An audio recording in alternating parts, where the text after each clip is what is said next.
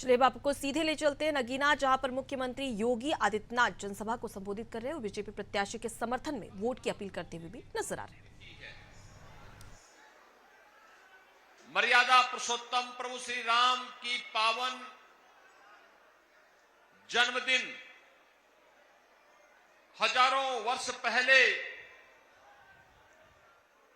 प्रभु ने इस धराधाम में अवतार लेकर के धर्म, सत्य और न्याय के लिए हम सबके सामने कुछ आदर्श प्रस्तुत किए। अभी से लाखों लोग अयोध्या धाम में जन्मोत्सव के कार्यक्रम के साथ जुड़ने के लिए वहां आ रहे हैं। आप सबको मैं रामनवमी की भी हृदय से बधाई देता हूं। बहनों और भाइयों, 500 वर्षों के बाद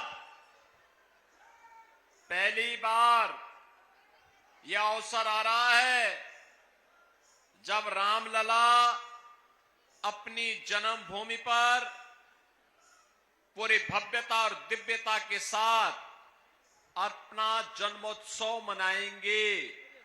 बहनों और भाइयों, हम सबकी पीढ़ियां धन्य हो गई। हम प्रभु के जन्मोत्सव के कार्यक्रम के साक्षी बनेंगे। दर्जनों पीढ़ियां बीत गई, चली गई, अपने धाम को प्रस्थान कर गई, लेकिन अयोध्या धाम में उन्होंने प्रभु को अपनी जन्मभूमि पर विराजमान नहीं देख पाए।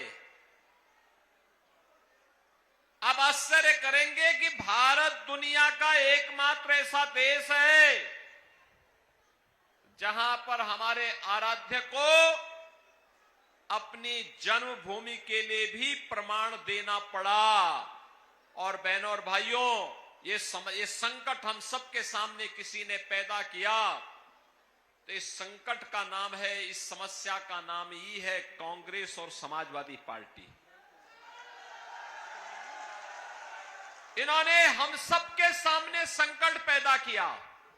हमारी आस्था को इन्होंने संकटग्रस्त करने का प्रयास किया, लेकिन यह सनातन समाज कहां मानने वाला था। वह प्रभु राम के जन्मभूमि पर भव्य मंदिर निर्माण के लिए कृत संकल्पित था और उसे सफलता प्राप्त हुई प्रधानमंत्री मोदी जी के कारण। इसलिए मोदी जी के प्रति हर व्यक्ति कृतज्ञता का भाव रखता है। बहनों और भाइयों, यही नहीं,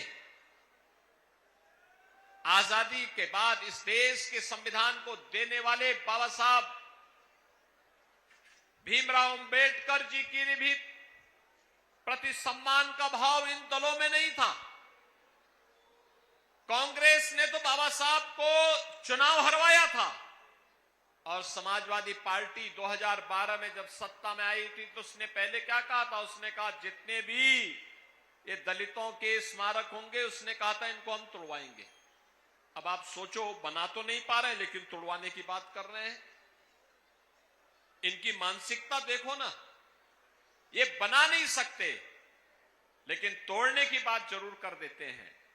लेकिन बहनों और भाइयों, मोदी जी ने बाबा साहब भीमराव अंबेडकर से जुड़े हुए पंचतीर्थ का निर्माण मोदी जी ने करवाया और आज पूरे भव्यता के साथ जहां बाबा साहब का जन्म हुआ था, जहां बाबा साहब ने अपने सार्वजनिक जीवन में रह करके कार्य किया था, नागपुर की दीक्षा भूमि, उच्च शिक्षा के लिए इंग्लैंड में जिस भवन में रहे थे, और